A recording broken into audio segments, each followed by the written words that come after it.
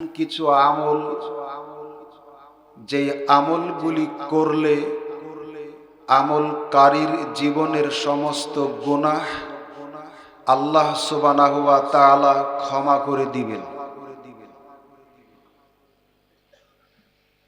যে যেখানে আছেন অনেক কেনাকাটা, খাওয়া দাওয়া, আড্ডা মেরেছেন। বাকি সময় আলোচনার প্রতি মনোযোগী হওয়ার বিনীত অনুরোধ করছি। আলোচিত বিষয়গুলি আন্তরিকভাবে গ্রহণ করে বাস্তব জীবনে এর যদি প্রতিফলন আমাদের দিয়ে ঘটানো সম্ভব হয়, তাহলে আমরা যে জান্নাতের প্রত্যাশায়, যে জান্নাতে যাওয়ার গভীর অনুপ্রেরণা নিয়ে আজকের এই সম্মেলনে এসেছি, সেখানে যাওয়া সম্ভব হবে আশা করা যায়। আমরা অনেক আমলের ফজিলত সম্পর্কে জানি,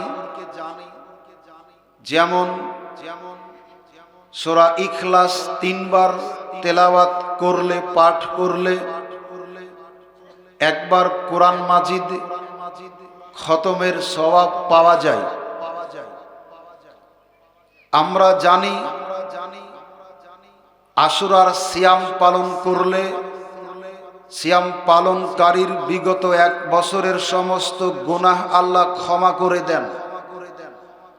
আমরা জানি আরাফার দিনের একটি সিয়াম পালন করলে আল্লাহ সুবহানাহু ওয়া তাআলা এই সিয়াম পালনকারীর বিগত 1 বছরের এবং আগামী 1 বছরের সমস্ত গুনাহগুলিকে ক্ষমা করে দেন।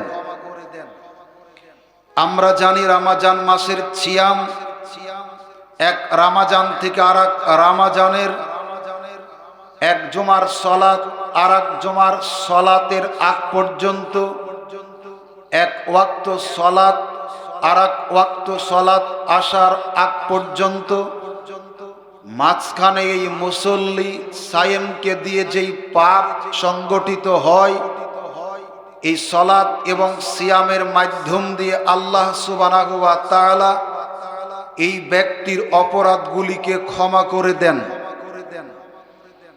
জুমার সালাত আদায় করার জন্য কেউ যদি সকাল সকাল ওযু গোসল সেরে সামর্থ্য অনুযায়ী সুগন্ধি ব্যবহার করে মসজিদে যায়, কারো ঘাড় না মটকায়, কাউকে উঠে যেতে না বলে, যেখানে জায়গা পায় সেখানে বসে যায়, যত রাকাত সম্ভব সালাত আদায় করে, ইমামের খুতবায় মনোযোগী হয়, তার সাথে সালাত আদায় করে, রাসূলুল্লাহ সাল্লাল্লাহু আলাইহি ওয়াসাল্লাম বলেছেন, এই মুসল্লির গত জুমা থেকে এই জুমা পর্যন্ত যা পাপ ছিল আল্লাহ ক্ষমা করে দেন। অতিরিক্ত আরো 3 দিনের পাপকে তিনি ক্ষমা করে দেন। এটা শুনেই আমরা যতখানি আপ্লুত হই, উৎসাহিত হই, অনুপ্রাণিত হই, যদি এমন কিছু আমল পাওয়া যায় যা করলে আমার আপনার জীবনের সমস্ত গুনাহই ক্ষমা করে দিবেন, তাহলে কেমন হয় বলুন তো?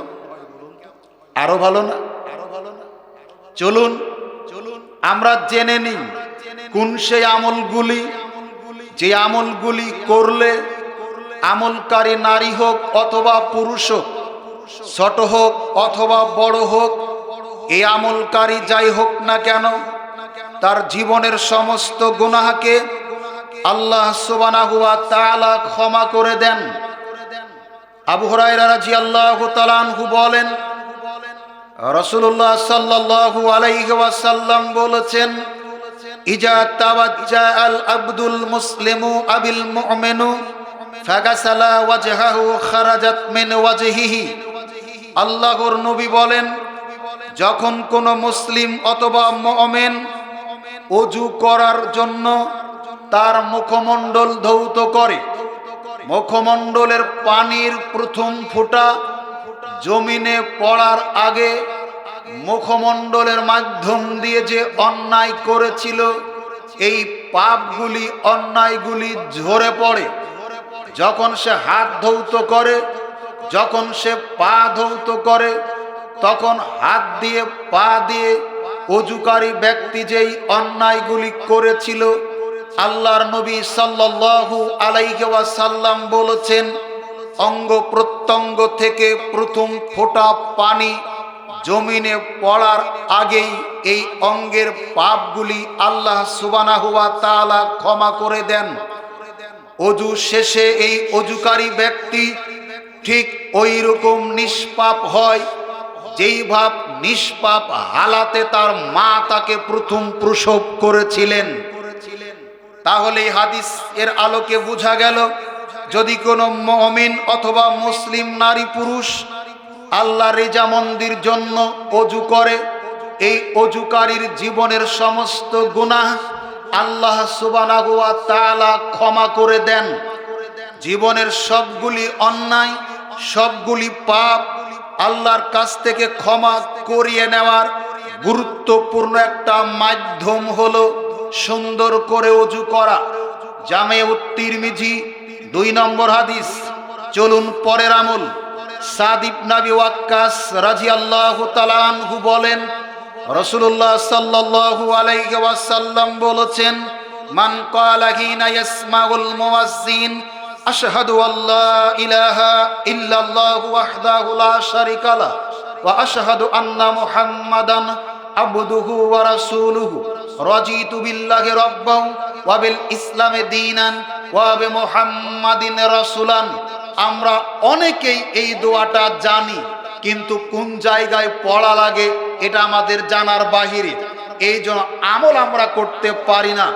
আপনাদের অনুরোধ করি, রাসূলুল্লাহ সাল্লাল্লাহু আলাইহি ওয়াসাল্লাম বলেছেন, যে বা যারা নারী হোক চাই পুরুষ হোক, ছোট হোক অথবা বড় হোক, অজু করার পরে এবং মুয়াজ্জিনের আজান শোনার পরে, মাল ক্বালা হিনা ইয়াসমাউল মুয়াজ্জিন, যেই ব্যক্তি মুয়াজ্জিনের আজান শোনার পরে এই দোয়াটা পড়ি তো দেখি আমরা।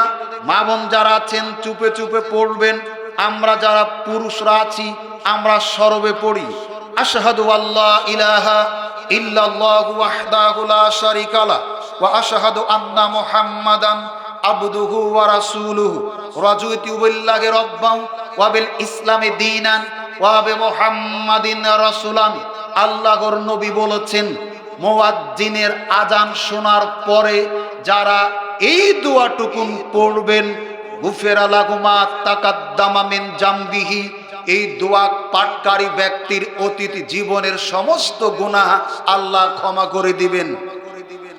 অনেকে আমরা দোয়াটা জানি, কিন্তু আজানের পরে যে পড়া যায় আজানের উত্তর হিসাবে, এটা তো আমাদের জানার বাহিরে।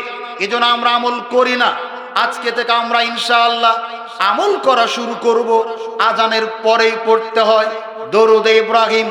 শুরুতে আল্লাহর নবী বলেছেন, মুয়াজ্জিন আজান ইকামাতে যা বলে, নারী পুরুষ ইমাম মুক্তাদি যে যেখান থেকে শুনবে সেখান থেকে সে তাই বলবে। মুয়াজ্জিন যা বলে, তবে হাইয়া আলাস সালাহ আর হাইয়া আলাল ফালাহ এই দুইটি বাক্য ছাড়া, এই দুইটি বাক্য শোনার পরে তারা বলবে লা হাওলা ওয়ালা কুওয়াতা ইল্লা বিল্লাহ। এরপর আল্লাহর নবী বলেন, মুয়াজ্জিনের আজান শোনার পরে তোমরা আমার উপরে দরুদ পাঠ করো। যারা আমার উপরে একবার দরুদ পাঠ করবে, আল্লাহ ওই ব্যক্তির উপরে 10 বার রহমত বর্ষণ করবেন। তার একটা পাপকে ক্ষমা করে দিবেন, তার আমলনামায় একটা নেকি লিখে দিবেন, তার পদমর্যাদাকে বৃদ্ধি করে দিবেন। আল্লাহর নবী বলেন, যে ব্যক্তি আমার প্রতি বেশি বেশি দরুদ পাঠ করবে, কিয়ামতের দিন তার জন্য সুপারিশ করা আমার জন্য জরুরি হয়ে যাবে। সুপারিশ কখন লাগে? আমরা এদেশের বাঙালি আমরা ভালো বুঝি। আপনি রাস্তাতে চলছেন বাইক নিয়ে, রেজিস্ট্রেশন নেই, হেলমেট নেই, ইন্স্যুরেন্স নেই, ড্রাইভিং নেই, কোনোটাই নেই। মোবাইল কোর্টের কাছে আপনি ধরা পড়েছেন। এখন উপায়? আপনার কেউ আছে পুলিশ অফিসার, কোন নেতা নেত্রী আপনার পরিচিত আছে, তার কাছে আপনি ফোন লাগালেন, কি যেন কানে কানে বলল ওই প্রান্ত থেকে, আপনাকে বলছেন কে ধরেছে, তার নাম কি, আপনি নামটা বলে দিলেন, আপনাকে বলছেন মোবাইলটা তাকে দিন, আপনি তার কাছে মোবাইলটা দিলেন, কি যেন ওই প্রান্ত থেকে বলল, আপনাকে তখন বলছেন চলে যান। কথা বোঝাতে পারেনি, কথা বোঝাতে পারেনি। এর নাম কি বলেন? সুপারিশ। এর নাম কি বলেন না? এর নাম কি? অসংখ্য রোগী হাসপাতালের বারান্দায় কাতরাচ্ছে, কেউ কারো খোঁজ নেয় না। আপনি কারো কাছে যেন ফোন করেছেন, ডাক্তার আপনার নাম ধরে ডাকছে, আব্দুর রহমান কে, আমি চলে আসুন। সব লোক আপনার দিকে তাকিয়ে দেখছে, ডাক্তার আপনার কে হয়? আপনাকে নিজে এসে ডাকছেন। এর নাম কি? কথা বলেন না, এর নাম কি? তবে এটা অবৈধ সুপারিশ। রাসূলুল্লাহ সাল্লাল্লাহু আলাইহি ওয়াসাল্লাম বলেছেন, কিয়ামতের মাঠে যখন আদম সন্তান আটকে যাবে, আদম সন্তান যখন বিপদে পড়বে, সেই দিন কাজে লাগবে আমার প্রতি যদি তারা বেশি বেশি দরুদ পাঠ করে থাকে দুনিয়াতে, আর পরকালে যদি বিপদে পড়ে তাহলে আমি তার জন্য সুপারিশ করব। এই জন্য রাসূল সাল্লাল্লাহু আলাইহি ওয়াসাল্লামের সুপারিশ প্রাপ্তির গুরুত্বপূর্ণ একটা মাধ্যম তার প্রতি বেশি বেশি দরুদ পাঠ করা। চলুন দ্বিতীয় আমল সম্পর্কে আমরা জানলাম, যে আমল করলে আমলকারীর তামাম জীবনের সমস্ত পাপকে আল্লাহ সুবহানাহু ওয়া তাআলা মার্জনা করে দেন, ক্ষমা করে দেন। এ মর্মে দ্বিতীয় আমল, মুয়াজ্জিনের আজানের পরে এই দোয়াটা পড়া। নাম্বার 3, হুমরান রাদিয়াল্লাহু তাআলা আনহু বলেন, তার দাস উসমান রাদিয়াল্লাহু তাআলা আনহু, উসমান ইবনু আফফান রাদিয়াল্লাহু তাআলা আনহুর দাস হুমরান, তিনি বলছেন, আন্নাহু রাআ উসমানা, একদিন আমি উসমানকে দেখলাম, তিনি অজুর পানি আনালেন। অজুর পানি তাকে দেওয়া হলে তিনি প্রথমে 2 হাত কবজি পর্যন্ত সুন্দর করে ধৌত করলেন, আঙ্গুলগুলি খেলাল করলেন, মুখে পানি দিয়ে গড়গড়ার সাথে কুলি করলেন, নাকে পানি দিয়ে পরিষ্কার করলেন, পুরা মুখমণ্ডল ধৌত করলেন, ডান হাত কোনই পর্যন্ত, বাম হাত কোনই পর্যন্ত ধৌত করলেন। এরপর মাথা মাসেও করলেন, ডান পা টাকনু সহ বাম পা টাকনু সহ ধৌত করলেন।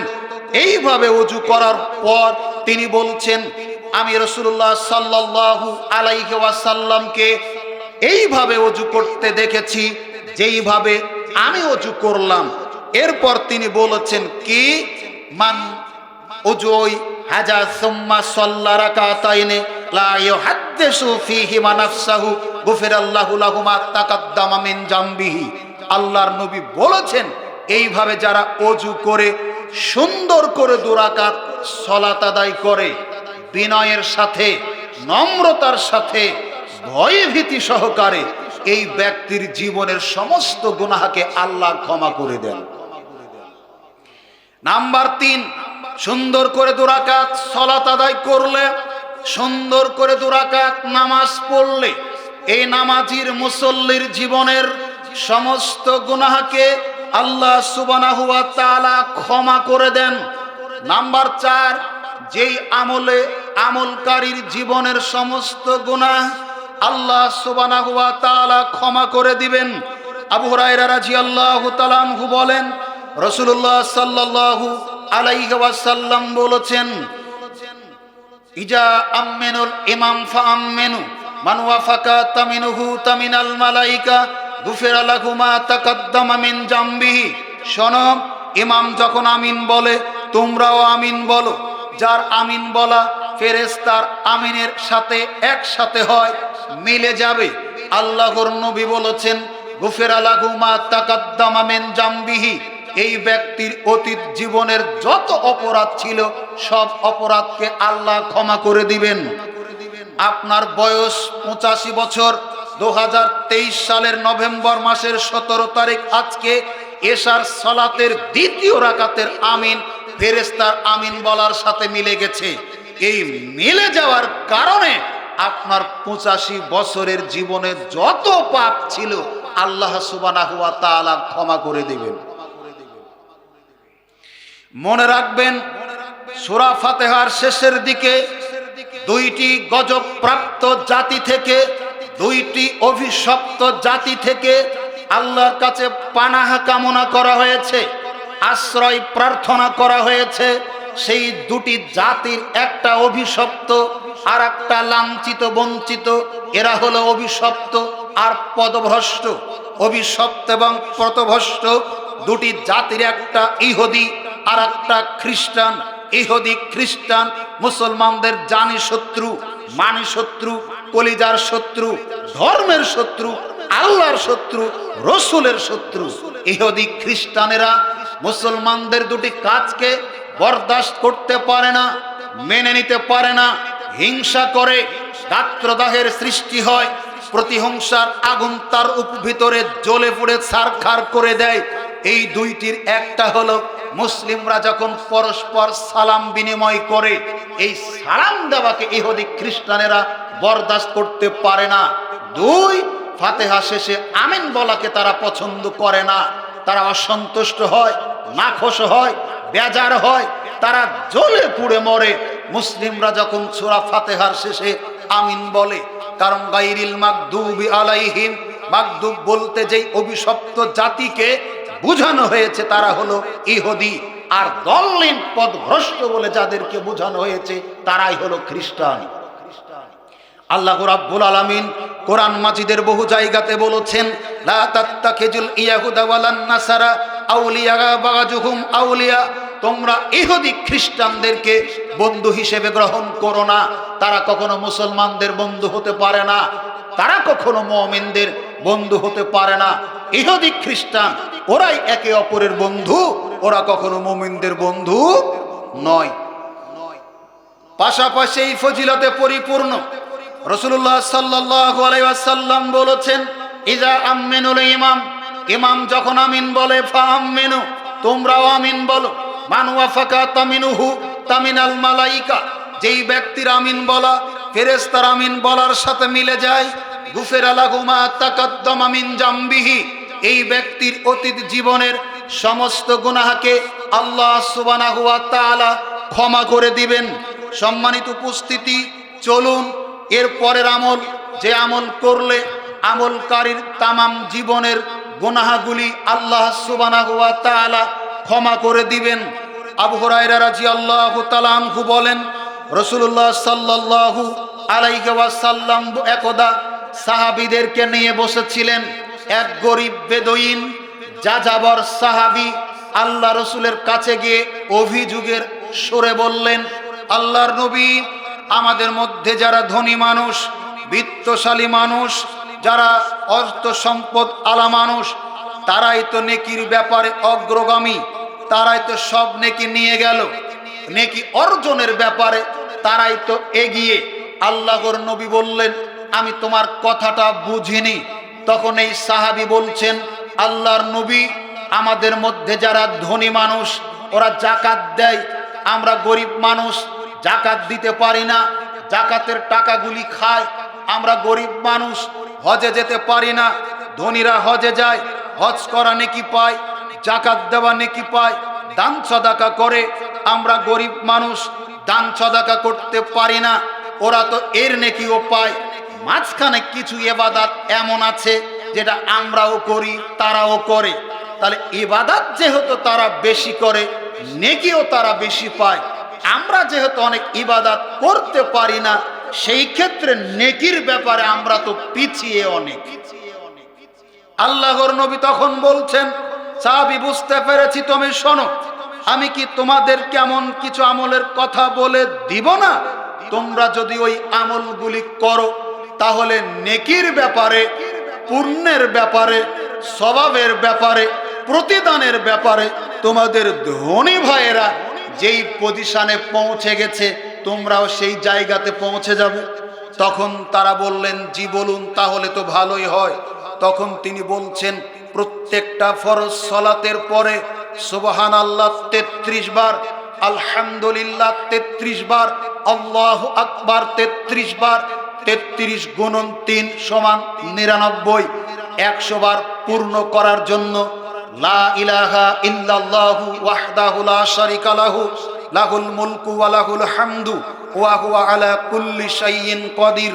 আল্লাহর নবী বলেছেন, এই তাসবিহটা 100 বার যে বাদ যারা পড়বে, তাসবিহকারী নারীও হতে পারে, পুরুষও হতে পারে, ছোটও হতে পারে, বড়ও হতে পারে, যে বা যারা এই তাসবিহ 100 বার পাঠ করবে, এই ব্যক্তির পাপ যদি সারা পৃথিবীর সমুদ্রের ফেনা রাশির পরিমাণ হয়, আল্লাহ ক্ষমা করে দিবেন। সুবহানাল্লাহ বলছেন। যত সহজে আমল করা তত সহজ নয়। রাসূলুল্লাহ সাল্লাল্লাহু আলাইহি ওয়াসাল্লামের জিন্দেগিতে তিনি যত ওয়াক্ত সালাত আদায় করেছেন, প্রত্যেক ওয়াক্ত সালাত আদায় সালাম ফিরানোর পরে সরবে একবার বলতেন আল্লাহু আকবার, 3 বার বলতেন আস্তাগফিরুল্লাহ আস্তাগফিরুল্লাহ আস্তাগফিরুল্লাহ। এরপর পড়তেন আল্লাহুম্মা আনতাস সালাম ওয়া মিনকাস সালাম তাবারাকতা ইয়া জাল জালালি ওয়াল ইকরাম। এতটুকুন বলে পরে সুন্নাত আছে পড়া যায়, সুন্নাত নেই চলে যাওয়া যায়। আপনার সময় আছে, অনেক তাসবিহ তাহলিল পড়া যায়। আপনাকে বলতে চাচ্ছিলাম, নবীজির হাদিস, সালাম ফিরানোর পরে শুরুতেই তিনি তাকবীর বলতেন একবার, সরবে কি বলতেন? কথা বলেন না, কি বলতেন? 3 বার কি বলতেন? আস্তাগফিরুল্লাহ। আর আমার টাকা খেয়ে যে ইমামতি করে, আপনার বেতনে যে ইমামতি করে, এই ইমাম সালাম ফিরানোর পরেই বলছে কাতারের ডান দিকে বাম দিকে কোটাগুলি ছেড়ে দিন। আমি মাঝে মধ্যে বলি, আমার গরু ছাগল আপনার ফসলের ক্ষতি করেনি, আপনার সাথে আমার কোনো দ্বন্দ্ব নেই, বৈষয়িক জীবনের কোনো বিষয় নেই। আমার হাঁস মুরগিতে আপনার চাউলের ক্ষতি করেনি, বৈষয়িক জীবনের কোনো বিষয় নেই। আপনার সাথে আমার দ্বন্দ্ব নেই। দ্বন্দ্ব হলো আকীদার দ্বন্দ্ব, দ্বন্দ্ব হলো বিশ্বাসের দ্বন্দ্ব, দ্বন্দ্ব হলো মানহাজের দ্বন্দ্ব। আপনার বিশ্বাস রাসূলুল্লাহ সাল্লাল্লাহু আলাইহি ওয়াসাল্লাম এইভাবে অবশ্যই করেননি। সালাম ফেরানোর পরে কোটা দেওয়ার কথা অত জরুরি নয় যত জরুরি আল্লাহু আকবার বলা। কোটা দেওয়া হারাম এটা আপনাকে বলিনি, কোটা দেওয়া না জায়েজ এটা আপনাকে বলিনি। আপনি ভুল বুঝে উল্টা বুঝবেন না, আপনাকে বোঝাতে চাচ্ছি সালাম ফেরানোর পরে আল্লাহু আকবার বলা যত জরুরি, কোটা দেওয়ার কথা বলা তত জরুরি নয়। আস্তাগফিরুল্লাহ 3 বার বলা যত জরুরি, টাকা দেওয়া কোটাতে বলা তত জরুরি নয়, এটা আপনাকে বোঝাতে চাচ্ছি। তাকবীর বলা রাসূলের সুন্নাত, আস্তাগফিরুল্লাহ পাঠ করা রাসূলের সুন্নাত, কোটা দেওয়ার কথা রাসূলের সুন্নাত নয়। দুনিয়াবি প্রয়োজন আপনি বলতে পারেন, কিন্তু আপনার বিবেকে বাধা দেয় না। আমি 2, 3, 5 সেকেন্ড পরে একটু বলি, এগুলো বলে নেওয়ার পর দ্বন্দ্ব আপনার সাথে আমাদের এটার। আপনি ইচ্ছামতো ইসলাম মানেন আর আমরা ইসলাম মারি কোরআন হাদিসে যেভাবে আছে ওইভাবেই, পার্থক্য এখানেই। আপনার ইসলাম আপনার কাছে মন গড়া, আমার ইসলাম কোরআন হাদিসের বিধান অনুযায়ী, ব্যবধান এখানেই। অথবা আপনাকে বলছিলাম রাসূলুল্লাহ সাল্লাল্লাহু আলাইহি ওয়াসাল্লামের শিখানো পদ্ধতিতে এই সাহাবী আমল করা শুরু করে দিলেন। ধনী সাহাবীরা এই গরিব সাহাবীদের আমল দেখে উদ্বুদ্ধ হয়ে, অনুপ্রাণিত হয়ে তারাও আমল করা শুরু করে দিল। কোন আমল? 33 সুবহানাল্লাহ, 33 আলহামদুলিল্লাহ, 33 আল্লাহু আকবার। এই গরিব সাহাবী নবীজির কাছে অভিযোগ করছেন, আল্লাহর নবী আমাদের আমল করা দেখে তারাও আমল করা শুরু করেছে, এইবারও তো পারলাম না, হেরে গেলাম। আল্লাহর নবী তখন হাসলেন, তারপরে বলছেন, দেখো আল্লাহর দয়া অনেক, যে যেমন করবে সে তেমন প্রতিদান পাবে। মনে রাখবেন, জীবনে বহু সময় নষ্ট করেছেন। যত তাড়াহুড়া দেখান, মসজিদে ঢুকলেই রেডিও টেলিভিশনের আড্ডায় বসে থাকেন, চায়ের স্টলে বসে থাকেন, ঘন্টার পর ঘন্টা, বিরক্ত লাগে না? আর মসজিদে ঢুকলে খুতবা একটু লম্বা হলে হাত তুলেন, কেউ লুকমা দেন, খুতবা শেষ করেন, জামাতের সময় হয়ে গেছে। তাশাহুদের বৈঠকে বসেছেন, আমরা অর্ধ শিক্ষিত মানুষ, মূর্খ মানুষ। আল্লাহর নবী বলেছেন সালাত আদায় করার সময় রুকু সেজদাতে কোরআনের দোয়া পড়া যায় না। আমরা পার্থক্য করতে জানি না, চিনি না, বুঝি না কোনটা কোরআনের দোয়া আর কোনটা হাদিসের দোয়া। সাধারণ মুসল্লি আমরা পার্থক্য করতে পারি না। তাশাহুদের বৈঠক এমন একটা বৈঠক, যেই বৈঠকে কোরআনের দোয়া পড়া যায়, হাদিসের দোয়া পড়া যায়। যত দোয়া আপনার মুখস্থ আছে আরবিতে সব দোয়া শুরু করেন। তাশাহুদ পড়েছেন, দরুদ ইব্রাহিম পড়েছেন, দোয়া মাসুরা পড়েছেন, এরপর আপনি শুরু করলেন, যত দোয়া মুখস্থ আছে কিন্তু না, আপনারে তিনটা পড়া শেষ, ইমাম সালাম ফিরাচ্ছেন না, তখন আপনি পিছন থেকে বলেন, আরে ঠিক বলা লাগবে না, আমি দেখে বলছি। তারপরে আপনি স্বেচ্ছাসেবকের দায়িত্ব আছেন, আপনি ভলেন্টিয়ারের দায়িত্ব পালন করছেন, জাজম্যানের দায়িত্ব পালন করছেন। কে আপনাকে বলেছে গলা খাতুরি দিতে? আল্লাহর নবী বলেন, কোন মুসল্লি যদি সালাতে অহেতুক কোনো কাজ করে তাহলে বোঝা যাবে শয়তান তার সালাতের কিছু অংশ সোমের তুলে নিয়ে গেল। আপনি অযথা গলা খাতুরি দিলেন, আপনি সময় পাচ্ছেন, কোরআন হাদিস থেকে যত দোয়া আপনার মুখস্থ আছে, ইমাম দোয়া পড়তে আছেন তাশাহুদের বৈঠকে, আপনি পড়তেই থাকুন। মাস পথে চলে গেছেন, ইমাম সালাম ফিরাচ্ছেন, আপনার দোয়া পড়া বন্ধ, তখন আপনি সালাম ফিরাবেন। কথা বোঝা যায়? কথা বোঝা যায়? এখানে আপনার ধৈর্যের পরিচয় দেন না, তাড়াহুড়া করেন। আপনার উচিত ছিল এখানে ধৈর্যের পরিচয় দেওয়া। আল্লাহর নবী বলেন, আল্লাহ বান্দা আল্লাহর অতীব নিকটবর্তী হয় সবচাইতে বেশি যখন বান্দা সিজদায় যায়। কখন যায়? সিজদায় যায়। এজন্য সিজদা দোয়া কবুলের গুরুত্বপূর্ণ একটা জায়গা। সিজদাতে বেশি বেশি দোয়া করো। নবী বলেছেন সিজদাতে বেশি সময় কাটাও, আর আমরা যত সময় কম পারি কাটাই। আপনার সিজদা দেওয়া দেখে খুব কষ্ট হয়, মনে হয় গত মাসের দোয়াগুলি পড়ে রেখেছেন বাড়িতে, আর এই মাসে গেছেন সিজদা দিতে মসজিদে। কখন যে দেন বোঝা যায়। সুবহানা রাব্বিয়াল আলা কমপক্ষে বলেন না কয়বার? কখন? রুকুতে না সিজদাতে? যত তাড়াহুড়া করে দেন 3 বার বলা হয়। এখন বলা লাগবে না, টেস্ট করে দেখবেন। রুকুতে গেলেন সুবহানা রাব্বিয়াল আযীম কমপক্ষে। আপনি যদি মনে করেন দেরি করে নামাজ পড়বো না, তাড়াহুড়া করেই পড়বো, আমি আপনাকে বলি দোয়াগুলি পড়ে যদি আপনি সালাত আদায় করেন, আপনার ইচ্ছা না থাকলেও একটু দেরি করতেই হবে না বাবা? করতেই হবে। আপনি রুকু থেকে উঠলেন, কওমার দোয়া পড়ছেন, সামি আল্লাহু লিমান হামিদা রব্বানা ওয়া লাকাল হামদ হামদান কাসীরান তাইয়্যিবান মুবারাকান ফীহি। আপনি চাচ্ছেন রুকু থেকে উঠেই সিজদাতে যাবেন, আমি বলি দোয়াটা পড়ে যদি যান একটু দেরি করতেই। এক সিজদা দিলেন আর এক সিজদা দিবেন, মাঝখানে একটা গুরুত্বপূর্ণ দোয়া। আল্লাহর নবী বলছেন, আল্লাহুম্মা গফিরলি ওয়ারহামনি ওয়াজবুরনি ওয়াহদিনি ওয়াআফিনি ওয়ারজুকনি। আল্লাহুম্মা গফিরলি, হে আল্লাহ তুমি আমাকে ক্ষমা করো, ওয়ারহামনি তুমি আমার উপরে রহম করো, ওয়াজবুরনি তুমি আমার অবস্থার সংশোধন করো, ওয়াআফিনি তুমি আমাকে সুস্থতা দাও, ওয়ারজুকনি তুমি আমাকে রিজিক দাও। আপনি যদি তাড়াহুড়া করেও সিজদাতে যেতে চান, আমি বলি এই দোয়াটা পড়ে যদি সিজদাতে যেতে চান, আপনাকে একটু দেরি করতেই, কথা বলেন, দেরি করতেই হবে। আল্লাহ নবী বলছেন, শোনো, যারা টাকা চুরি করে এরাও চোর, যারা গরু চুরি করে এরাও চোর, যারা কলা চুরি করে এরাও চোর। আপনাকে যদি বলি সবচেয়ে খারাপ চোর কারা, কি বলবেন? না আপনারা শুনেছেন তাই বলবেন, কিন্তু সবচেয়ে বড় চোর আপনার কাছে অবশ্যই যে জুতা চুরি করে, মানে কুত্তায় জুতা চুরি করে, সবচেয়ে নিকৃষ্ট চোর হলো জুতা চোর। নবী বলছেন না, এও ভদ্র, জুতা চোরও, কুকুরও ভদ্র। দেখেন, হাসাই না আপনাকে।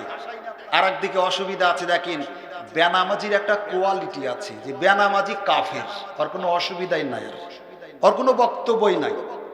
যারা নামাজ পড়ে না তারা কাফের, ওরা মুসলমান নয়। কথা বোঝা যায়? বেনামাজি আপনাকে ঠিক বলা লাগবে না, নবী বলেছেন যারা নামাজ পড়ে না তারা কাফের, না হলে মুশরিক।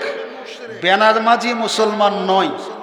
বেনামাজি সাকার নামক জাহান্নামে যাবে। সূরা মুদ্দাসির 43, 44, 45 আয়াত খুলে দেখেন।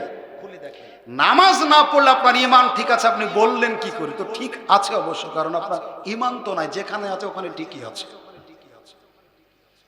বেনামাজি মুসলমান নয়, বেনামাজি হয় কাফের, না হলে মুশরিক। নামাজ না পড়ে আপনি মুসলিম দাবি করেন কি? এটা আপনার বুকামি। নামাজ না পড়ে আপনি মুমিন দাবি করেন, এটা আপনার বুকামি, নির্বুদ্ধিতা। আপনি অসভ্য, মূর্খ, ইতর। আপনি বেনামাজি, আপনি মুসলমান নন। এর বক্তব্য শেষ। কিন্তু বিপদটা দেখেন নামাজিদের। আপনাদের বক্তব্য আমি বোঝাতে পারিনি, বক্তব্য বোঝাতে চাচ্ছি। বিপদ হলো নামাজির, কারণ চুরি করে যারা নামাজি তারা। পড়ে না এরা এক সাইডের বিপদে আছে, আর যারা পড়ছে এরা সব দিক থেকে বিপদে আছে। পড়েনি যদি নামাজ আপনাকে ভালো করে পড়তে হবে।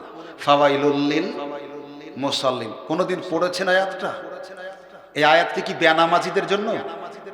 ফাওয়াইলুল লিল মুসাল্লিন বেনামাজিদের জন্য না। আউয়ালু মা ইয়াহসাবু বিহিল আবদা ইয়াউমাল কিয়ামাহ সালাহ, কিয়ামতের দিন বান্দার প্রথম যেটার হিসাব হবে সেটাই হলো সালাতের।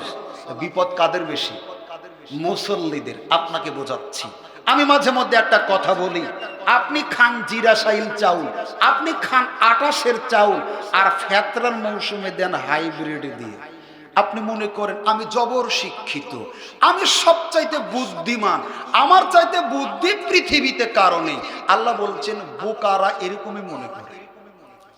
জামদই এই গতিউল্লাহ আলিম মাদ্রাসার মাঠে কেউ যদি উলঙ্গ হয়ে পায়খানা করতে বসে, ছাতি মাথায় দিয়ে, কি মাথায় দিয়ে?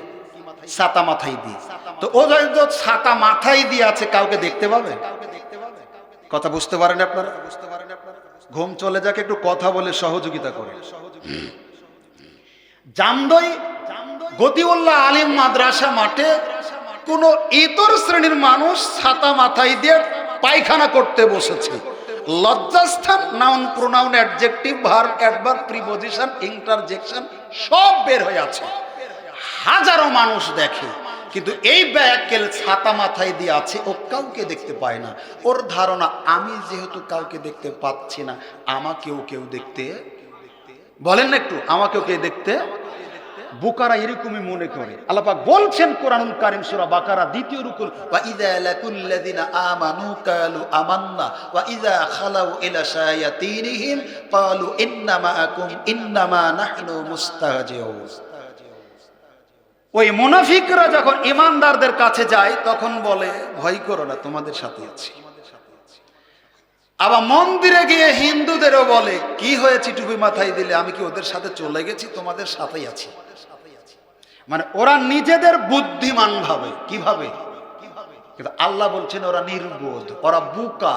এটা যারা খারাপ মানুষ, ইতর মানুষ, তাদের চরিত্র এটা। বোঝাতে পারেনি? চলেন ফিরে যাই। আপনি দুনিয়াতে বোকা কেমন আর নিজেকে কেন বুদ্ধিমান মনে করেন? আপনি মনে করছেন খাইলাম জিরাশাইল, খাইলাম আটাশ, ফেতরা দিলাম হাইব্রিড দিয়ে, সর্দার ধরতে পারলো না, আল্লাহ বুঝতে পারলো না। তো দেখেন তো বোকা আপনি না আল্লাহ, দেখেন তো বোকা আপনি না সর্দার। আপনি 10 টাকা হলেও তো হাইব্রিডের চাউলের দাম লেগেছে কেজিতে, এটা দিয়ে দুনিয়াও পরকালও হারালেন, দুনিয়াও হারালেন। অথচ নিজেকে খুব বলেন চালাক মনে করলেন, বুদ্ধিমান মনে করলেন, শিক্ষিত মনে করলেন, গোটা গ্রামের মানুষকে বোকা বানিয়েছেন। আপনি এটাকে নিজেকে ধন্য মনে করেন, কিন্তু আপনার পরকাল আছে এটা খোঁজ করে দেখেছেন কি? না। ঠিক একইভাবে সালাতে যাচ্ছেন, রাসূলুল্লাহ সাল্লাল্লাহু আলাইহি সাল্লাম মুসল্লিকেই বলছেন এই মুসল্লি হলো সবচেয়ে বদচুর, নিকৃষ্ট চুর। আরে জুতা চুর তো কি খারাপ, তার চাইতেও বেশি খারাপ যে সালাত চুরি করে। সাহাবীরা বলছেন আপনি বলেন কি, কি করে মানুষ সালাত চুরি করতে পারে? তখন তিনি বলছেন তুমি দেখো না, রুকুতে যেতে না যেতেই উঠে যায়, তুমি দেখো না সিজদাতে যেতে না যেতেই উঠে যায়, এই হলো নামাজ চুর। অতএব সাবধান। মুমিনের কতগুলি গুণ আছে, সিফাত আছে, খাসলত আছে, বৈশিষ্ট্য আছে। তার মধ্যে গুরুত্বপূর্ণ একটা বৈশিষ্ট্য হলো মুমিনরা সালাতে বিনয়ী হয়, মুমিনরা সালাতে নম্র হয়, ভদ্র হয়, ভয় ভীতির সাথে সালাত আদায় করে। মুমিন কখনো অবহেলা করে সালাত আদায় করে না।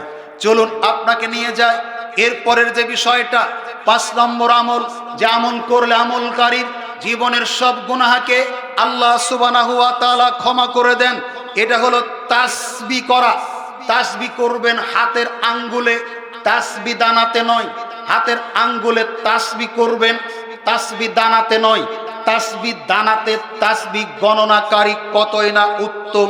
এই হাদিস জাল, এই হাদিস মিথ্যা, এই হাদিস বানোয়াট, এই হাদিস ভিত্তিহীন। হাতের আঙ্গুলের তাসবিহ করবেন কয়েকটা কারণে। এক, কিয়ামতের দিন আমার আপনার প্রত্যেকটা অঙ্গ প্রত্যঙ্গ আল্লাহর কাছে সাক্ষী দিবে। হাতের আঙ্গুল যদি আপনার জন্য কিয়ামতের দিন সাক্ষী দেয়, আপনার জন্য ভালো হবে না খারাপ হবে? সাক্ষী দিবে যদি আপনি তাসবিহ করেন। এক, আপনি এমন ভাবে ঘুরছেন, অনেক মুরব্বীকে দেখা যায় মাঠে ঘাটে, কলকারখানা, মিল ফ্যাক্টরি, বাজার ঘাটে তাসবিহ হাতে নিয়ে আর তাসবিহ করে আর ঘুরে, মনে হয় রাত্রিতে আসমান থেকে নেমে এসেছে, এখনো পৃথিবীর ধুলাবালি তার গা স্পর্শ করেনি। এটা রিয়া, লৌকিকতা। এটা হলো ছোট শিরক। শিরক দুই প্রকার, শিরকে আকবর আর শিরকে আসগর।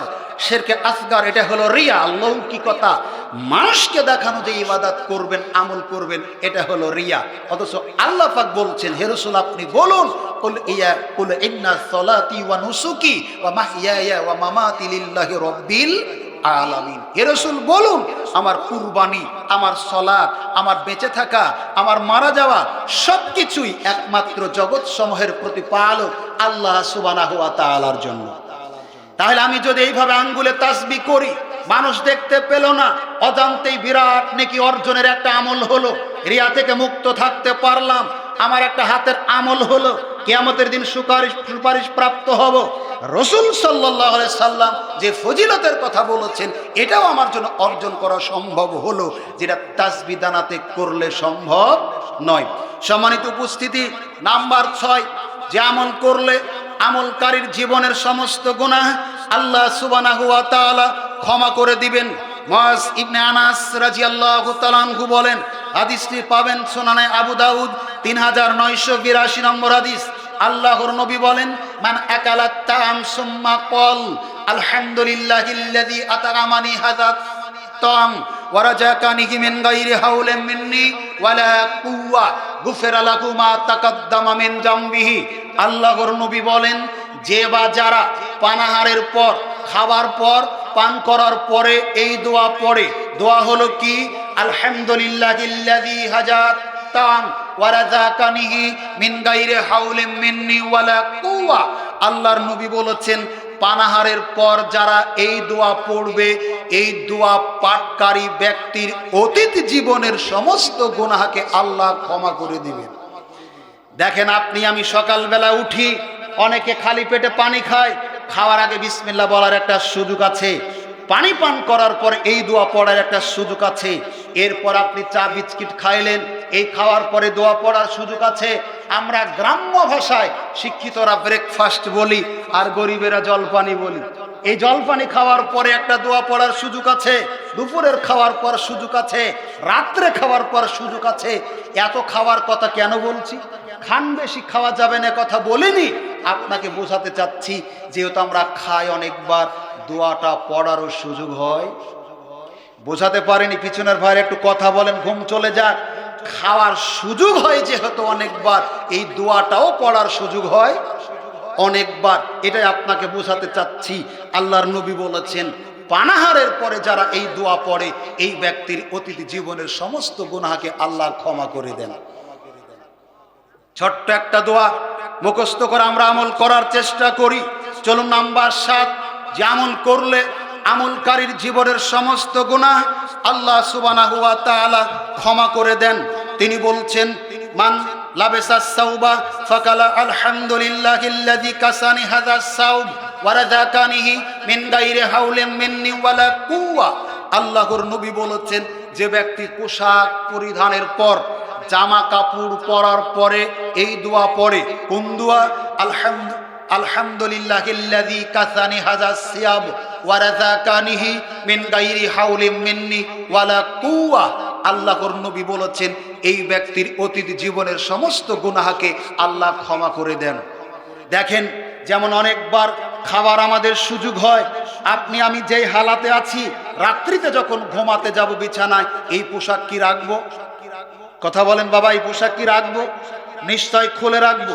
ফজরে যখন উঠবো তখন কি পোশাক পরবো না?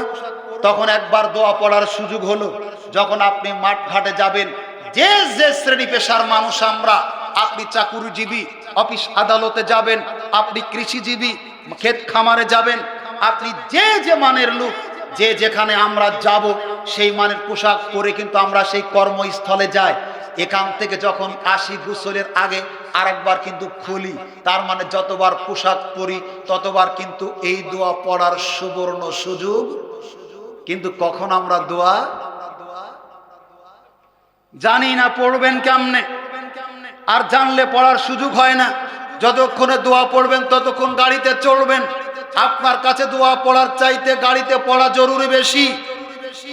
আপনাকে বলছিলাম আল্লাহর নবী বলেন, যে বা যারা পোশাক পরিধানের পরে এই দোয়া পাঠ করবে, এই ব্যক্তির অতীত জীবনের সমস্ত গুনাহকে আল্লাহ সুবহানাহু ওয়া তাআলা ক্ষমা করে দিবেন। নাম্বার 8, রাসূলুল্লাহ সাল্লাল্লাহু আলাইহি ওয়াসাল্লামের সাহাবী শাদ্দাদ ইবনে আউস রাদিয়াল্লাহু তাআলা আনহু বলেন, হাদিসটা পাবেন মিসকাতুল মাসাবি 1579 নম্বর হাদিস। আল্লাহর নবী বলেন, যখন একটা মানুষ অসুস্থ হয় তাকে কেউ দেখতে যায়, দেখতে যাওয়ার পরে যখন জিজ্ঞাসা করে আপনি কেমন আছেন, জিজ্ঞাসা করলো কে? বলেন, দেখতে যাওয়া ব্যক্তি। জবাব দিবে কে? অসুস্থ ব্যক্তি। আমরা কি জবাব দিই? বলেন, একটু জ্বর, তখনই বলেন ভালো নাই। কি কথা বলেন? আরে তাকবীর দিলে যদি আহলে হাদিস হওয়া যেত, জান্নাতে যাওয়া যেত, মানুষকে এত কষ্ট করা লাগতো? বলেন। হাদিস শুনে যান। আল্লাহর নবী বলছেন, অসুস্থতায় বিছানায় কাতরাচ্ছে এমন মুমূর্ষ ব্যক্তিকে জিজ্ঞাসা করার পরে ওই অসুস্থ ব্যক্তি যদি বলে আলহামদুলিল্লাহ আমি ভালো আছি, আল্লাহর নবী বলছেন অসুস্থ ব্যক্তি আল্লাহর প্রশংসা করার কারণে এই অসুস্থ ব্যক্তি এর জীবনে যত পাপ ছিল আল্লাহ সুবহানাহু ওয়া তাআলা ক্ষমা করে দেন। শুধু তাই নয়, আল্লাহ ফেরেশতাদেরকে বলেন, ফেরেশতারা শোনো, জামদয়ের আব্দুস সাত্তার সুস্থ থাকলে বাড়ি থেকে মসজিদে ফজরের সালাতে জামাতে ইমামতি করাতেন, জামাতে পড়তেন। অসুস্থতায় মসজিদে আসতে পারে না, তাহাজ্জুদ পড়তো, অসুস্থতার কারণে পড়তে পারে না। নফল সিয়াম রাখতো, অসুস্থতার কারণে রাখতে পারে না। ফেরেশতারা শোনো, আব্দুস সাত্তার সুস্থ থাকতে তাহাজ্জুদ পড়লে যেই নেকি পেত, না পড়লেও অসুস্থতার কারণে বাড়িতে আছে ওই নেকি তোমরা লিখে দাও। ফজরের জামাতে সালাত আদায় করত, জামাতে আদায় করলে যেই পরিমাণ নেকি হতো, অসুস্থতায় মনটা আছে মসজিদে, দেহটা আছে বাড়িতে, ওর আমলনামায় নেকিগুলি লিখে দাও। আপনাকে বোঝাতে চাচ্ছিলাম সবচাইতে বড় পরিচয় এখানে দিতে হবে ধৈর্যের। অসুস্থতা আল্লাহ দেন আমাকে আপনাকে পরীক্ষা করার জন্য। রাসূলুল্লাহ সাল্লাল্লাহু আলাইহি ওয়াসাল্লাম বলেছেন, কোন মুমিনের পায়ে যদি কাঁটা বাঁধে, কাঁটা ফুটে, কাঁটা বিধে, এর মাধ্যম দিয়েও আল্লাহ তার গুনাহকে মাফ করে দেন। কোন মুমিনের যদি জ্বর হয়, জ্বরের কারণে আল্লাহ তার গুনাহকে ক্ষমা করে দেন। আম্মা জান আয়েশা রাদিয়াল্লাহু তাআলা আনহা বলেন, আল্লাহর নবী যখন ইন্তেকাল করছেন, আমার বুকের উপরে তার মাথাটা আমার দিকে বারবার ফেল ফেল করে তাকাচ্ছেন, আমাকে ইশারা করছেন তাকে যেন মেচুয়াক দিই। আমি মেচুয়াক নিয়ে দাঁত দিয়ে চাবালাম। নবীজির জীবনের শেষ মেচুয়াক, আমার দাঁত দিয়ে চিবিয়ে দেওয়া মেচুয়াক। আমি দেখলাম হা হা করছে তার জ্বরটা গোটা গায়ে। আমি মনে করলাম মৃত্যুর যন্ত্রণা থেকে সারা পৃথিবীর ভিতরে কেউ যদি নাজাত পেত, নিষ্কৃতি পেত, রক্ষা পেত, তাহলে সেটাই পেতেন বিশ্বনবী মুহাম্মদ রাসূলুল্লাহ সাল্লাল্লাহু আলাইহি ওয়াসাল্লাম। তিনি যখন পাচ্ছেন না, তখন মৃত্যুর যন্ত্রণা থেকে পৃথিবীর কেউ নিষ্কৃতি পাবে না। মুমিনের বিপদ আপদ হলেও রহমত, মুমিনের ভালো রহমত। কেন? মুমিন যদি বিপদে ধৈর্য ধারণ করে তাহলেও কল্যাণ, মুমিন যদি স্বাভাবিক থাকে তবুও কল্যাণ।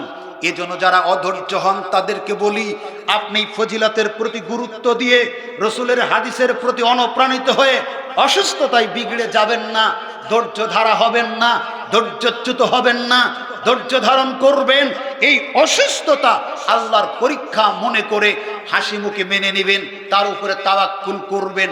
তাহলে আপনার জীবনে কিছুটা কষ্ট হলেও পারলৌকিক জীবনে জান্নাতে যাওয়া সম্ভব হবে ইনশাআল্লাহ।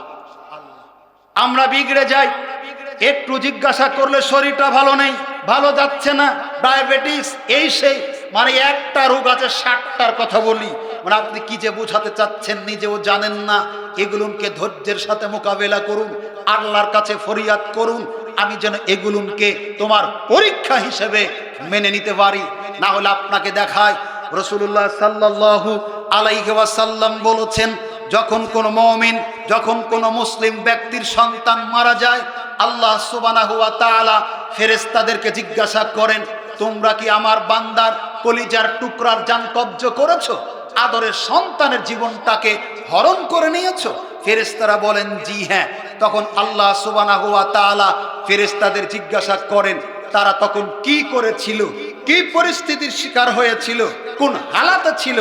তখন ফেরেশতারা বলে, আল্লাহ, তারা আদরের সন্তানের জানটা কব্জ করার পরে তোমার প্রশংসাই করেছিল, পড়েছিল ইন্না লিল্লাহি ওয়া ইন্না ইলাইহি রাজিউন। তারা প্রশংসা করেছিল।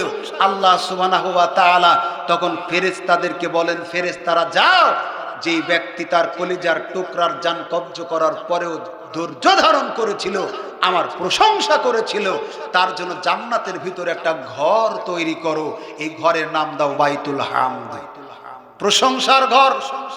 আপনাকে দেখায় বিপদের সময় আপনি ধৈর্য ধারণ করুন, পরকাল ভালো হবে। আপনাকে এরপরে দেখায় রাসূলুল্লাহ সাল্লাল্লাহু আলাইহি ওয়াসাল্লাম বলেছেন, যাদের জীবনের সব গুনাহগুলি আল্লাহ সুবহানাহু ওয়া তাআলা ক্ষমা করে দেন। নাম্বার 9, যারা আল্লাহর পথে জিহাদ করে, কথা দিয়ে, কলম দিয়ে, সংগঠন দিয়ে, জালিম শাসকের নিকট হক কথা তুলে ধরাও সবচাইতে বড় জিহাদ। নফসের বিরুদ্ধে জিহাদ করা হলো সবচেয়ে বড় জিহাদ। মাঠে ময়দানে সশস্ত্র শরীরে জিহাদ করা আলাদা একটা কিতাল, এটা জিহাদ নয়। জিহাদের অপব্যাখ্যা করে আজকে মুসলিমদের বিধানে মুসলিমদের কাছে বিতর্কিত, আতঙ্কিত। সম্মানিত উপস্থিতি, জিহাদের সশস্ত্র রূপ হলো কিতাল, এর নাম জিহাদ নয়। জিহাদের হাতিয়ার কথা, কলম, সংগঠন, জান, মাল, এই সবগুলি তবে স্থান, কাল, পাত্রভেদে। আপনাকে বলি, একজন মানুষ যখন শাহাদাতের মর্যাদা লাভ করে, শাহাদাতের পেয়ালা পান করে, তার শরীর থেকে রক্তের ফিনকি মাটিতে পড়ার আগেই তার জীবনের সব গুনাহকে আল্লাহ ক্ষমা করে দেন। এজন্য শহীদি তামান্না রাখুন, শহীদি পরিকল্পনা করুন, নিয়াত করুন, মৃত্যু যদি আপনার বিছানাতেও হয় শহীদের মর্যাদা পাবেন। আর তাহাজ্জুদ পড়তে পড়তে যদি মৃত্যু হয়, জিহাদের নিয়াত কোনোদিন করেননি, আপনার মৃত্যু কাপুরুষের মতো হবে, মুসলিমদের হালাতে হবে না। অতএব জিহাদের মানসিকতা রাখুন, যেখানে যেটার প্রয়োজন সেখানে সেখান দিয়ে আল্লাহর দ্বীন প্রতিষ্ঠিত করার জন্য তৎপর থাকুন।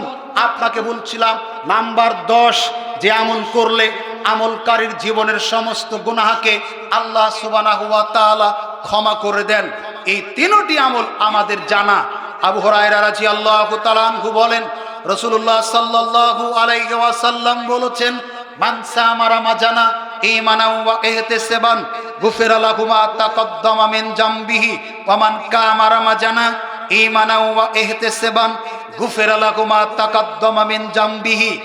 রমজান আসলে আমরা এই হাদিসটি, এই আলোচনা হাজারো বার শুনি, আমাদের মুখস্থ হয়ে আছে।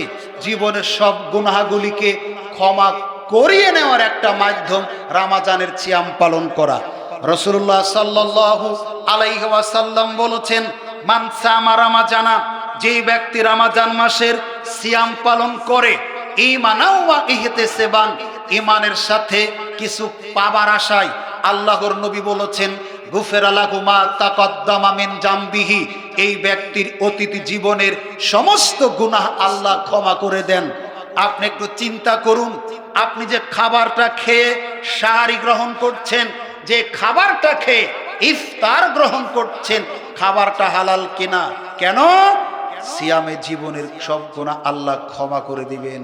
অতএব সাহারির খাবারটা হালাল হওয়া চাই, তাহলে ইফতারের খাবারটা হালাল হওয়া চাই। একজন সায়েম সারাদিন কিভাবে চলবে তার জন্য একটা হাদিসই যথেষ্ট। রাসূলুল্লাহ সাল্লাল্লাহু আলাইহি সাল্লাম বলছেন, সায়েম সারাদিন কিভাবে অতিক্রম করবে, অতিবাহিত করবে। কারো সাথে ঝগড়া করবে না, অশ্লীল বলবে না, মারামারি করবে না। কেউ যদি জেচে পড়ে তার সাথে মারামারি করতে আসে, গালিগালাজ করতে আসে, তাহলে সিয়াম পালনকারী ওই ব্যক্তিকে বলবে আনা সায়েম, আমি সিয়াম পালনকারী, তোমার সাথে ঝগড়া করতে আমি রাজি নই, তোমার সাথে মারামারি করতে রাজি নই, আমি মিথ্যা বলতে রাজি নই, সুদ খেতে রাজি নই, মিথ্যা বলতে রাজি নই, গীবত করতে রাজি নই। আপনি সুদও খাবেন, ঘুষও খাবেন, বেপরদায়ও চলবেন, হারামও খাবেন, আবার জীবনের গুনাহও ক্ষমা করে নেবেন। সব আপনি নিবে, তার মানুষকে নেবেন। আপনি যদি এগুলো নেন, জীবনের পাপ ক্ষমা হবে না। আর পাপ যদি ক্ষমা করে নিতে চান, তাহলে পৃথিবী আল্লাহর সীমারেখা মেনে আমাকে আপনাকে চলতে হবে। নাম্বার 11, আল্লাহর নবী বলছেন, মান কামা রামাজানা ঈমানা ওয়া ইহতিসাবান গুফিরা লাহু মা তাকদ্দামা মিন জামবি। যে ব্যক্তি রমজানের রাত্রিতে তারাবির সালাত আদায় করবে, আল্লাহর নবী বলেছেন এই ব্যক্তির অতীত জীবনের সমস্ত গুনাহকে আল্লাহ ক্ষমা করে দিবেন। তাই তো দেখি সৌদি আরবে 12 বছর কাজ করে এসেছে, দেশে আসার সময় বিরাট একটা জুব্বা কিনে নিয়ে এসেছে। সৌদি থেকে একটা জায়নামাজ, রমজানের চাঁদ উঠবে অথবা উঠবে না, কোন মাসের? শাবান মাসের 29 তারিখ জুব্বা পরে জায়নামাজ কাঁধে নিয়ে মসজিদে যাচ্ছে তারাবি পড়তে। কি পড়তে বলেন না? কি পড়তে? তারাবি পড়তে। মসজিদ একটু দূরে, চাঁদ উঠার খবর হয়নি, কেউ বলতে পারছে না, ফিরে যাচ্ছে। মুসল্লিরা ডাকতেছে, ভাই আসলেন অনেকদিন পর, সৌদিতে ছিলেন, ফিরে যাচ্ছেন কেন? ও বলছে তারাবি যখন হবে না, এশা পড়ে আর কি হবে। এদেশের হাজারো মানুষ 5 ওয়াক্ত নামাজ পড়ে না, এদেশের হাজারো মহিলা জুমার নামাজ পড়ে না, পুরুষরা পড়ে না, ঈদকে গুরুত্ব দেয় বেশি। হাজারো মানুষ আছে, কথা বলেন। এদেশে লক্ষ কোটি মানুষ আছে যারা নামাজ পড়াকে গুরুত্ব দেয় না, কিন্তু গোটা জামদই, বৈদ্যপুর, বৈলসিং, আশেপাশের যত গ্রাম আছে, গোটা দেশ মিলে আপনি খুঁজে বের করেন, কুরবানি দিতে বাকি আছে কি? নিজের টাকা নাই, গাছ বিক্রি করে কুরবানি করে, টাকা নেই ঠ্যাঙ্গা মারার থেকে কিস্তির টাকা নিয়ে কুরবানি করে, টিএমএসএস থেকে নেয়, গ্রামীণ ব্যাংক থেকে নেয়, ব্র্যাক থেকে নেয়, অ্যাসোট থেকে নেয়, ডেলি কিস্তির টাকা নেয়, সুদের টাকা নেয়, তবু কুরবানি করে। মানে ওর কাছে কুরবানির দাম বেশি। মানুষ এত কেন কুরবানি করে? 16 আনা খাওয়া হয় তাই। কিন্তু আদম আলাইহিস সালামের জামানায় যেভাবে কুরবানি হতো, ওইভাবে যদি এখন হতো, একটা মানুষও কুরবানি করতো না। কারণ কুরবানি করলে সিটারি ধরা পড়ে যেত। কার বালুর পয়েন্টে টেন্ডারি করে টাকা, দুস্থ মাতার কাট করে নিতে কে 2000 করে টাকা নিয়ে কুরবানির হাড়ি দিয়েছে, কাকে চাকরি নিয়ে দেবে 7 লক্ষ টাকা 3 বছর আগে নিয়েছে, ওই টাকা থেকে কুরবানির হাড়ি দিয়েছে। এই টাকা দিয়ে 1.5 লাখ টাকা দিয়ে ষাঁড় কিনে কুরবানি করে পাহাড়ে রেখে আসবে, ওইভাবেই থাকবে, আসমান থেকে আগুন এসে জ্বালাবে না। সমাজের মানুষ বুঝতে পারবে লোকটা সিটারি বাটপারি করে কুরবানি করেছিল। আল্লাহর বড় দয়া, শেষ নবীর উম্মতের উপরে এরকম রাখেননি। হুজুরেরাও ধরা খাইতো না। এখন কথা বলছেন, খুব তাজা হয়ে গেছেন, হুজুরের বিরুদ্ধে বলেছে যে আপনারটা আল্লাহর একটা খাস রহমত, অথবা আপনার শত ব্যস্ততা, শত দোকানদারি, জীবনের শত কাজকর্ম পরিত্যাগ করে রমজানকে মূল্যায়ন করুন। সিয়াম পালনের মাধ্যম দিয়ে জীবনের সব গুনাহ ক্ষমা হবে। রমজানকে মূল্যায়ন করুন, তারাবি পড়ে জীবনের সব গুনাহ ক্ষমা হবে।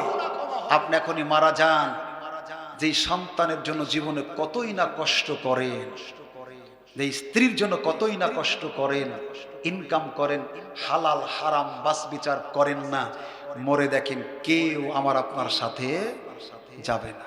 এখানে যেটা যাবে সেই কামাইগুলি বেশি বেশি করার চেষ্টা করুন। আল্লাহ আমাদের সকলকে সে তৌফিক দান করুন, আমিন।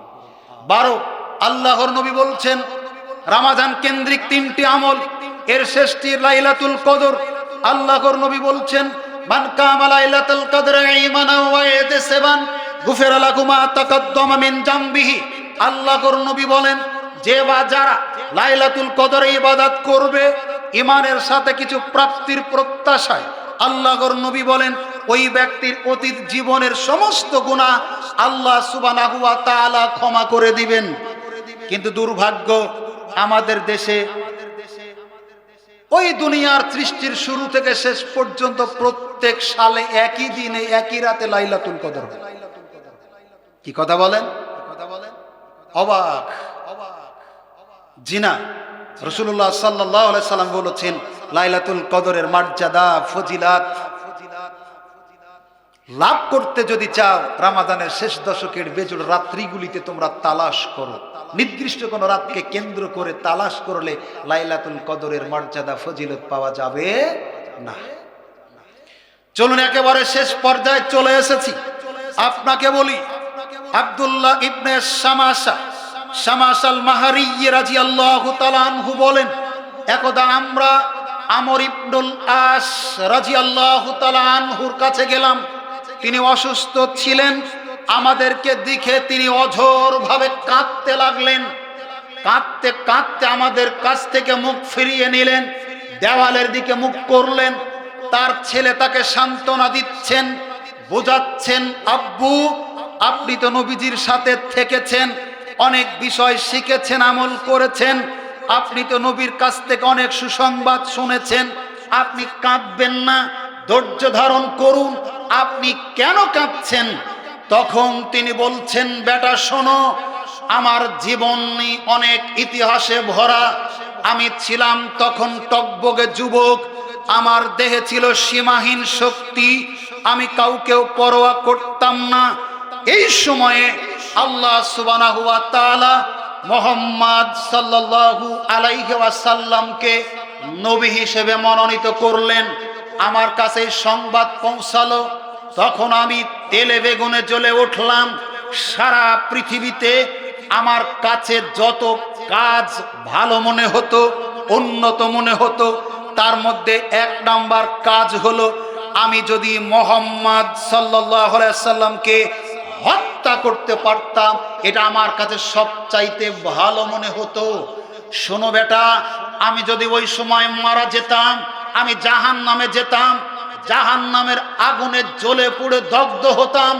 আল্লাহ আমাকে হেদায়েত করলেন, আমি চলে গেলাম, ভুল বুঝতে পারলাম।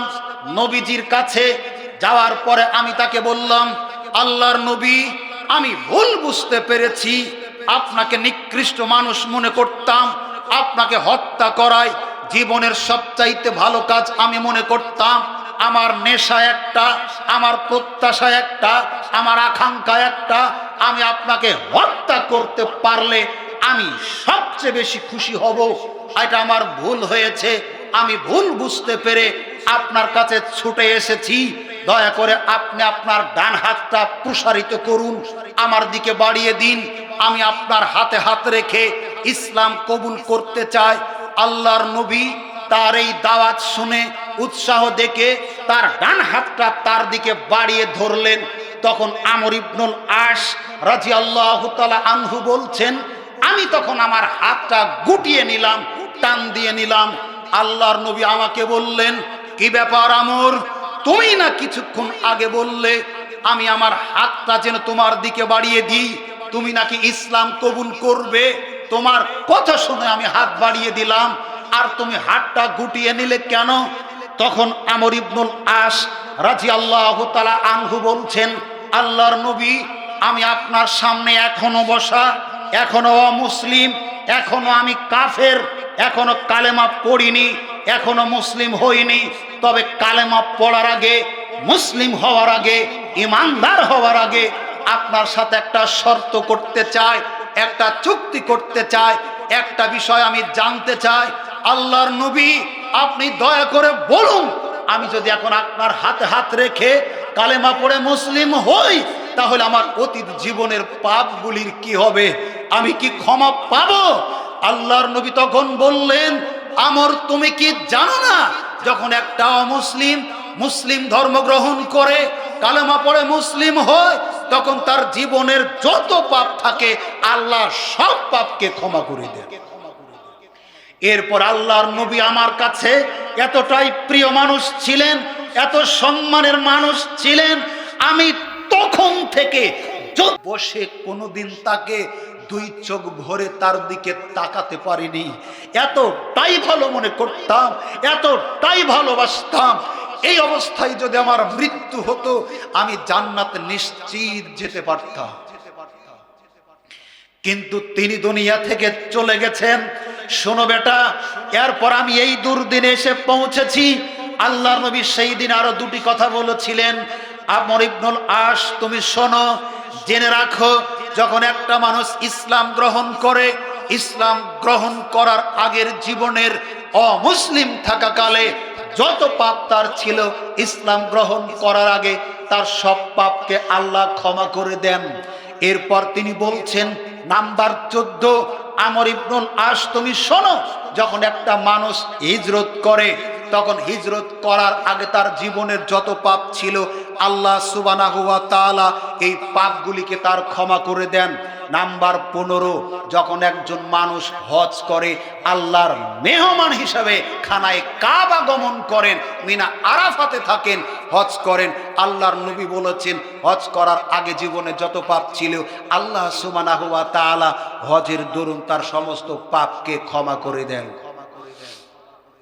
অতএব আজকের এই আলোচনা থেকে আল্লাহ রাব্বুল আলামিন আমাদেরকে যে আশার বাণী শোনাচ্ছেন, তিনি আমাদের নিরাশ জীবনে আশার যোগান দিচ্ছেন। সেটা হলো সূরা জুমার 53 আয়াত।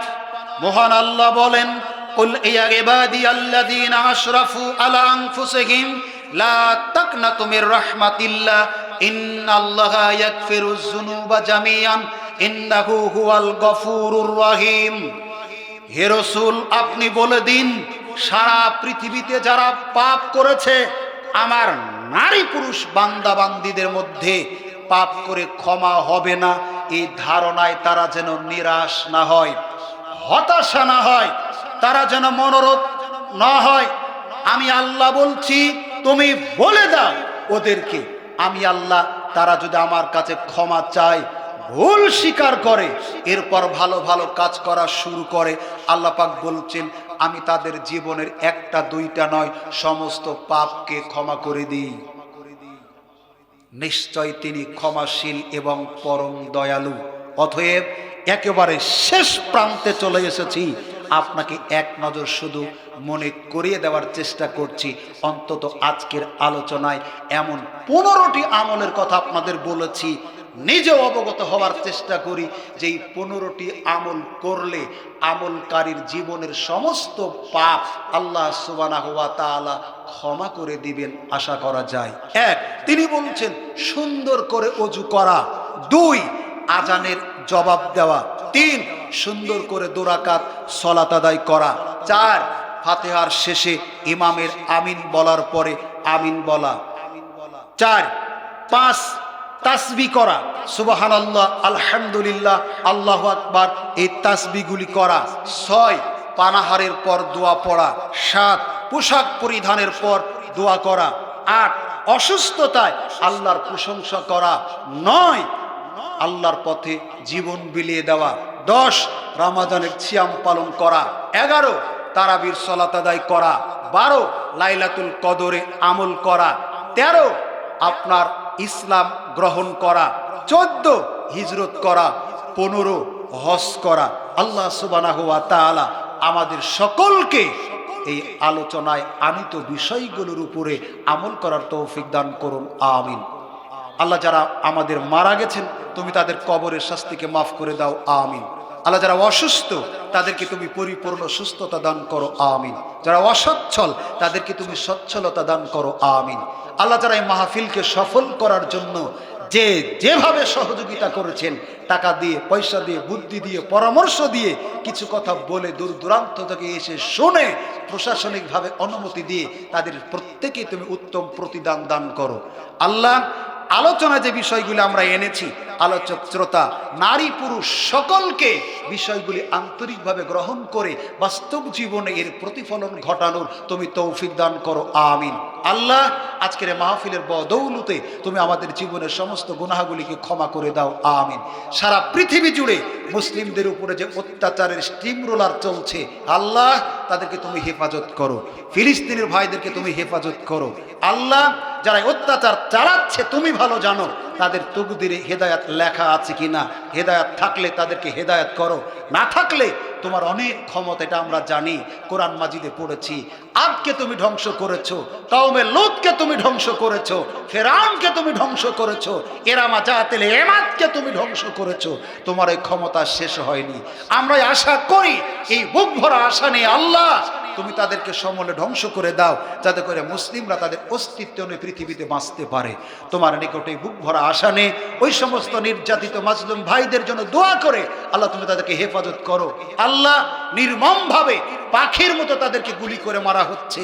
সারা পৃথিবীতে মানব রচিত হলেও আন্তর্জাতিকভাবে যুদ্ধনীতি কিছু আছে, তারা কোনো কিছুর তাওয়াক্কা করছে না। দুদিনের ঘটনা, আশিফা হাসপাতাল, এই ইসরায়েলি বাহিনীর ধারণা এখানে তারা ব্যবহার করে শিফা হাসপাতালকে অস্ত্র গুদাম হিসেবে, সেখানে তাদের যোদ্ধারা লুকিয়ে আছে। এই মিথ্যা অজুহাতে গোটা হাসপাতাল তছনছ করে দিয়েছে, সেখানে অক্সিজেন পানি কোনোটাই নেই। এই দুর্দিনে তুমি একমাত্র মুসলিমদের ভরসার স্থল, তুমি কেবল তাদের আশার সঞ্চার দিতে পারো। আল্লাহ, তুমি তাদের উপরে বিপদ দিয়ে যদিও পরীক্ষা করছো, ধৈর্য ধারণের তুমি তৌফিক দান করো, উত্তম পারদর্শিক তুমি দাও। তোমার নিকটে আশাবাদ ব্যক্ত করে আজকের সম্মেলনে নারী পুরুষ ছোট বড় যারা এসেছেন, আল্লাহ সুবহানাহু ওয়া তাআলার নিকটে আপনাদের সুস্বাস্থ্য দীর্ঘায়ু কল্যাণ ও মঙ্গল কামনা করে আজকের আলোচনা এখানে শেষ করছি। সুবহানাকাল্লাহুম্মা ওয়া বিহামদিক, আশহাদু আল্লা ইলাহা ইল্লা আনতা, আস্তাগফিরুকা ওয়া আতুবু ইলাইক। আসসালামু আলাইকুম ওয়া রাহমাতুল্লাহি ওয়া বারাকাতুহু।